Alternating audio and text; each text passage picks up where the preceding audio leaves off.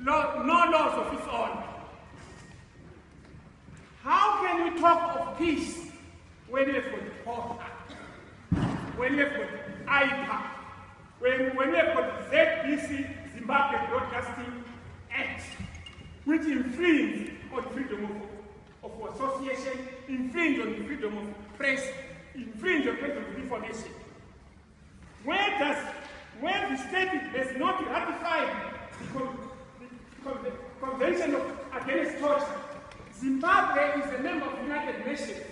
Alas, that it has taken 37 years not to ratify a Convention Against Torture. So what are you doing here? Torture is a heinous crime. Hence, police officers and CIOs kill at will, and they are indemnified. As long as Zimbabwe has not ratified this convention, we are Tukita Mahumbe, Siadala, we haven't started. Where the country is not a member of ICC, International Court of Justice, ICC needs democratic people. Zimbabwe is not. Where food aid is given or given in partisan manner, Zimbabwe at large has gone through human rights organizations. Parties are giving its members, are sharing this food on partisan manner.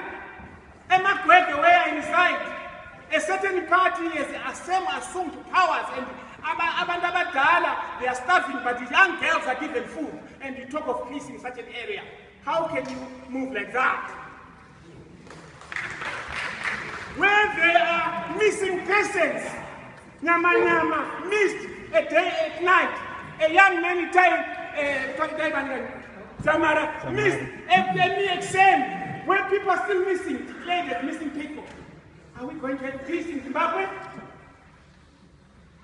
Where there is constructive political violence, constructive, people sit at night and strategize to go and kill opposition or opposition people or vice versa.